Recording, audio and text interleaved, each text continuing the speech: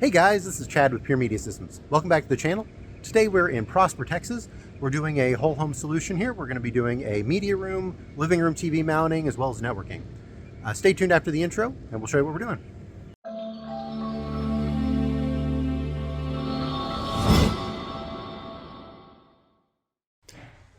So we've got here the strong SRFS system DC15U. You've seen us use this in a lot of videos.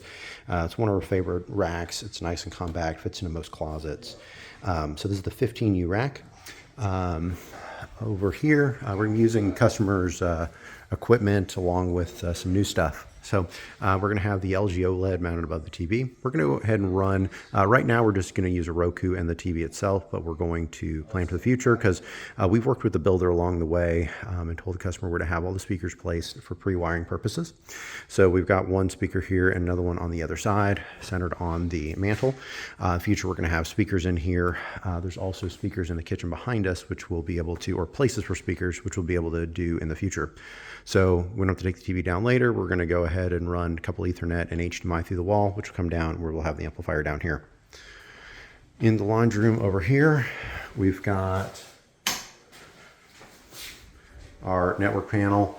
AT&T guy was here yesterday and went ahead and put the router upstairs instead of getting it down into the panel. And we're going to make a workaround for that so we can get all this distributed because it is pre-wired for access points and everything else. So the AT&T installer said they could not find the Smurf 2 in the attic, which I already found it, but where they ran their fiber line, it just happens to be, we told them to go ahead and put it where the rack was going to be in the game room. So it will be taken care of there, and we'll just put it on the rack, run it down here where we'll have our Araknis 210 PoE switch.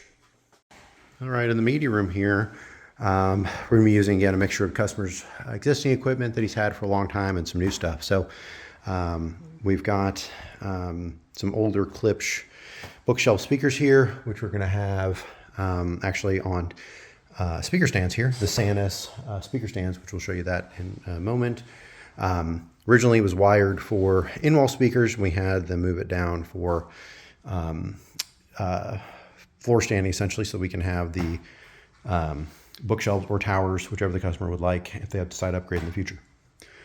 It is wired in a 5.2 configuration.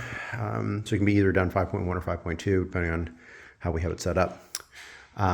We've got Atmos speakers here.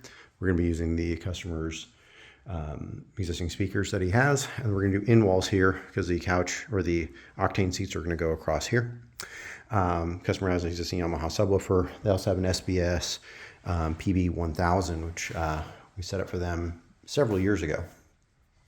We're going to do a Sony VPL-VW325ES projector, the native 4K projector from Sony. And we're going to have a Severtson Cinema White 120-inch screen on the wall right here, which is the IMAX material that you find in any IMAX theater. And then we're going to have a Control4 dimmer here as well. So we're going to get to work and, of course, show you that process along the way. Right here in the corner is where we're going to have the rack. So we're going to have that 15U rack right here. We had everything wired to be right here because the customer did not want anything in the media room other than the speakers and projectors and everything, of course. So you can see where the AT&T guy just went right through the wall, and they've got the router. So we'll have that and put that in the rack and get that taken care of. All right, so we've got the LG OLED hung on the wall here. Got it all centered and mounted up here. We went ahead and ran HDMI as well as Ethernet through the wall, so both the TV and the Roku are hardwired. We actually have a Roku mounted up here. Not sure if you can see it, but we've got it all mounted to the top, actually to the bracket of the TV. So that'll be up there, and we have versatility to run. Put an AVR down here in the cabinet or do anything later because these are places for speakers in the future, so we can do various number of different things. So And then we've got the ability to, if they want to do surround sound, we've got ability to do that there, although we're doing the theater above us, so we're not going to do the surround sound in here, but they have the ability. They also have the in-ceiling speakers up here that we can do, so we're going to eventually have this as a multi-zone system down here. All right, so we've got one access point hung right there. We've got the AN510 indoor access point from Araknis. On the other side of the wall here, we've got the panel. Going to finish buttoning up in here. We're currently updating things, but we've got the 210 compact access point here, and then we've got the 110 the router here from Araknis. So I said we're going to finish cleaning up all the cables. Wanted to get everything going in and updating so that the internet will be up and running for the customers here as fast as possible. And then of course we've got upstairs on the other side of the house, we've got the other 510 access point right here. Get perfectly centered on the smoke detector, so it does not look out of place at all. They blend in really nicely. So got the guys working in the theater right now. All right, so up in the theater here, we're going to be doing the DS-160Ws right here. So we're doing two of these. We're doing one right here and the other one right here, which we're measuring for right now. And then we're building the Sanus stands right now. We've got the center channel stand coming together, and then we've also got the bookshelf stands here as well. So we're going to be using the SF22B1 for the, sorry about the glare there, SF22B1 for the speaker stands, and then we've got the SFC18B1 for the center channel. So we're going to keep getting to work here and show you the next step. Getting the bookshelves, got the center stand built, got the bookshelves going right here. And got one of these speakers hung here for the height effects, and then we've got the in walls here since the couch is going to be, or the Octane seats are going to be right there. We've got it all nice laid out, and then of course we're working on getting the other speaker hung, and we're going to start building the rack as well. All right, we are vacuuming up so we can start building the screen here and making a lot of progress. All right, so what I'm doing now is I'm actually doing panel alignment. So I'm not sure if you can, this is coming across on camera. I've got the lights on just so we can see some things, but if the red is way off, you want this to look white, all these lines. So I'm coming across here, I've already adjusted these. You can see the difference here is it's white, and you come across and it just gets red. You see the red line that is protruding out all here. So literally go up each quadrant or each section and adjust it all the way down. So you got the whole screen to go. If your picture appears out of focus, even when you're focusing your projector and you can't quite get it right, this is probably why your panel alignment is off. So double check that. Alrighty, so we've got the rack mostly filled out. We're going to finish buttoning up here a bit, but we've got all the power cables labeled. Everything is done. We've got a nice watt box here. Really like to use these. This is the WB-400-CE-10. So it's nice compact. You can see, I mean, this is only about 2 inches thick or so here. And it can be mounted in a number of different ways. We've got different brackets and different ways of mounting these in here. So we've got the power cable ready to go down. We've got all of the, of course, use lace bars, Velcro. Don't use zip ties in the racks because but we've got everything labeled here. We're going to have in the back of the door, there's a notch cut out here where we're going to have the speaker cables come through. All we have to do is wheel it right on over, which we're finishing that up now.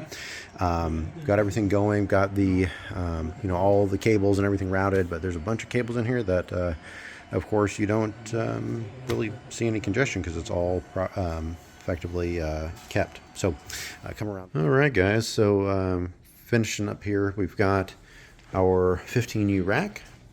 We've got, go ahead and open this up. We've got the Control4 EA1, the Araknis 110 switch. We've got the AT&T router in the back here. This is where the AT&T ran their fiber in. So we've made do with where it is. We actually have 2 Ethernet ports in the wall here. We've got one coming from the router down into our panel down in the laundry room where we have our 110 router, Araknis 110 router, and 210 slim compact switch, so that we can power the access points. And it comes back up here to the Araknis switch, so that everything's on the same network in the house. We have our Roku Ultra and our PS5. We have our our AC Infinity T8, and then we have our Pioneer Elite receiver. So go ahead and close this up, and we'll come into the media room. All right, so in here we've got the Severtson Cinema White screen. This is the 120-inch screen here.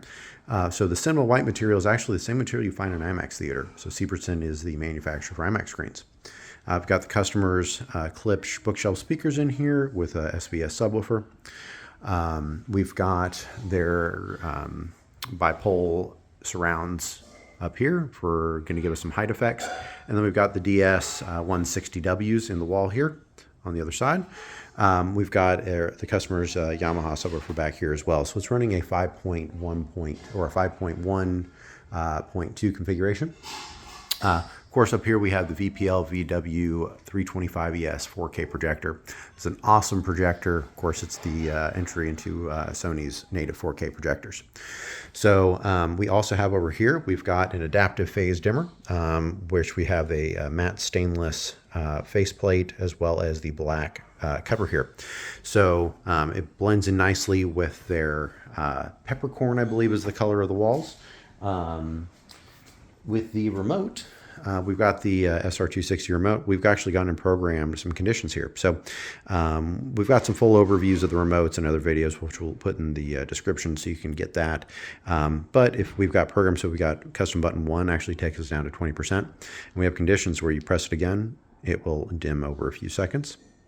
If you press it again, it'll toggle it back on. Of course, we have go up to 50% and then 100%. If it is on any of these, we can have it dim from that point, and it will dim. Nice dramatic effect here. So we'll go ahead and turn it on and show you the seats here. So we have Octane Strata seats. There's 4 of them here. These are in black leather. Each seat has, of course, removable aluminum cup holders. Let me pull this out. So if you ever spill any drinks or anything, we've got the cup holders here. Of course, in the armrests, we actually store, we've got a black tray table in each one, then go right into the accessory docks. We've got the aluminum peg right there, goes right into the accessory dock. So now we can have our tray tables here. This can store into the armrest here, which each armrest has a very deep pocket. Comes right in here. So here's our armrests, and of course soft close lids, which is very nice so it doesn't slam closed. Each of these seats has power adjustable headrests, which go forwards and backwards, and then it has adjustable lumbar, which I'm not sure if that's coming through, but the lumbar support does adjust as well. And then we have the recline here.